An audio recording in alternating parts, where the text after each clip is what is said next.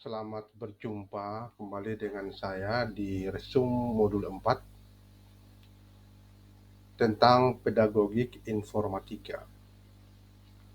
Yang akan dibahas yaitu prinsip pedagogik, HOTS, TPACK, dan desain pembelajaran. Kita lihat prinsip-prinsip pedagogik ya. Pedagogik adalah suatu ilmu yang mempelajari bagaimana teknik dalam mengajar. Sedangkan secara etimologi, kata pedagogi berasal dari bahasa Yunani yaitu paidos yang artinya anak laki-laki dan agogos yang artinya pengantar, mendidik, dan membimbing. Jadi, pedagogik merupakan seseorang yang membimbing orang lain untuk mencapai tujuan tertentu. Terdapat 6 prinsip dalam ilmu pedagogik yang perlu dikuasai oleh guru, yaitu yang pertama, karakteristik para peserta didik.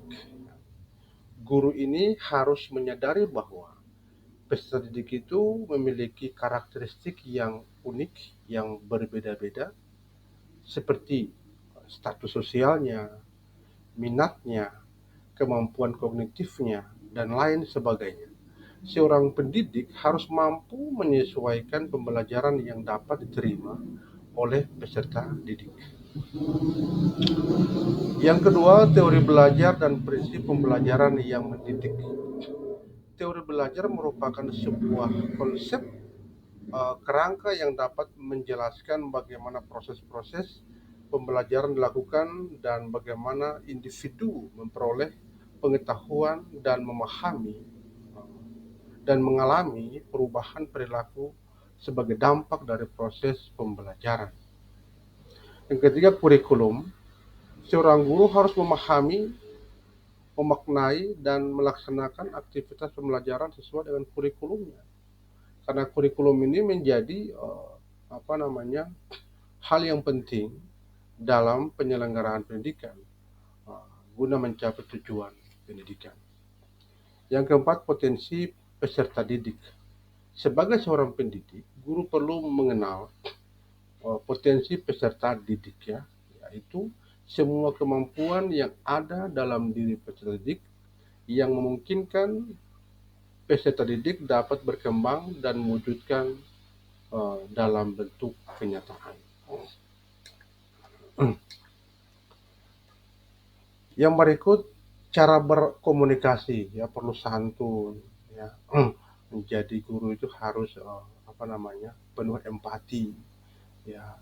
Menjadi guru itu harus yang sopan, yang merangkul dan seterusnya ya. Itu cara berkomunikasi yang harus dimiliki oleh seorang guru. Kemudian evaluasi dan penilaian belajar. Penilaian merupakan proses pengumpulan, pengolahan, dan interpretasi informasi hasil belajar peserta didik yang digunakan sebagai alat, sebagai dasar untuk membuat keputusan pendidikan. Yang berikut, pembelajaran berorientasi pada keterampilan berpikir tingkat tinggi atau higher order thinking skill. Salah satu keterampilan yang diperlukan dalam di abad 21 ini adalah keterampilan berpikir kritis atau lebih dikenal sebagai higher order thinking skill atau HOTS, yaitu proses berpikir yang kompleks dalam menguraikan objek materi, menyusun kesimpulan, membangun representasi dari materi yang dipelajari, menganalisis dengan cara dekomposisi atau abstraksi, dan membangun relasi antara objek yang melibatkan aktivitas mental yang paling diperlukan. Taksonomi pembelajaran dan tujuan pembelajaran berbasis HOTS. Seorang guru harus memahami terlebih dahulu taksonomi pembelajaran yang akan dijadikan sebagai acuan untuk menyusun tujuan pembelajaran. Ya. Taksonomi pembelajaran adalah sebuah sistem klasifikasi yang digunakan untuk mengelompokkan kemampuan yang ingin dicapai selama kegiatan pembelajaran. Salah satu taksonomi pembelajaran yang paling dikenal adalah taksonomi Bloom yang dikemukakan oleh Benjamin S. Bloom pada tahun 1956. Kemudian melalui taksonomi ini kita dapat mengidentifikasi kemampuan berpikir siswa, mulai dari tingkat yang paling rendah hingga tingkat yang paling tinggi. Proses asesmen pembelajaran HOTS. Asesmen pembelajaran merupakan proses yang dilakukan untuk mengukur tingkat keberhasilan pembelajaran yang sudah dilakukan. Dalam hal ini, proses pengukuran dilakukan dengan menggunakan indikator keberhasilan pembelajaran yang sudah kita susun sebelumnya yang termuat dalam tujuan pembelajaran. Ada 3 fungsi utama dari HOTS, yaitu as transfer knowledge, as problem solver, and as critical and creative thinking.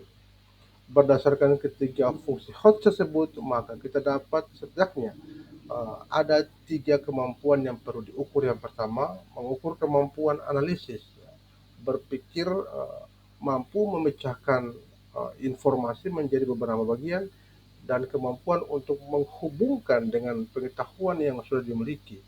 Untuk mengetahui seberapa besar kemampuan analisis tersebut, maka kita perlu untuk memberikan pertanyaan yang mengharuskan mereka untuk menemukan suatu hal yang menarik atau penting, atau mendeskripsikan sesuatu yang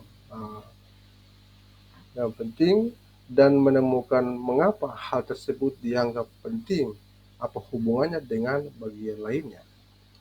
Yang kedua, mengukur kemampuan berpikir logis, ya. Yang ketiga, mengukur kemampuan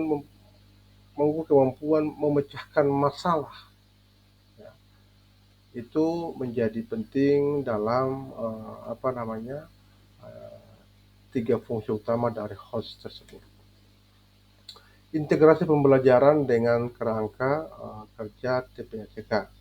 Untuk bisa membuat siswa belajar, guru perlu menciptakan pengalaman belajar. Dengan kata lain, guru perlu mentransformasikan pengetahuan menjadi pengalaman belajar. Agar mampu mentransformasikan pengetahuan dengan baik, maka pengetahuan harus dikuasai dengan baik pula oleh guru. Di tengah ketersediaan sumber belajar digital dan jaringan komputer yang kian meningkat, potensi untuk mentransformasikan pengetahuan menjadi pengalaman belajar yang beragam dan menarik juga meningkat. Next lagi, desain pembelajaran dan pengembangan modul ajar. Desain pembelajaran adalah pengembangan pengajaran secara sistematik yang digunakan secara khusus teori-teori pembelajaran untuk menjamin kualitas pembelajaran. Desain pembelajaran meliputi ruang lingkup satuan pendidikan, yaitu penyusunan alur tujuan pembelajaran atau silabus; ruang lingkup kelas, yaitu penyusunan modul ajar atau rencana pelaksanaan pembelajaran. Desain pembelajaran memiliki beberapa komponen yang utama, yaitu pembelajar, yaitu pihak yang menjadi fokus yang perlu diketahui meliputi karakteristik mereka, kemampuan awal, dan prasyarat. Tujuan pembelajaran, yaitu umum dan khusus, yaitu penjabaran kompetensi yang akan dikuasai oleh pembelajar. Analisis pembelajaran merupakan proses menganalisis topik atau materi yang akan dipelajari, dan seterusnya.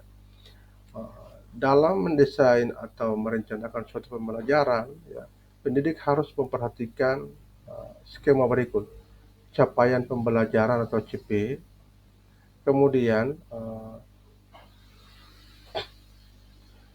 merumuskan tujuan pembelajaran atau TP, dan menyusun alur tujuan pembelajaran atau ATP.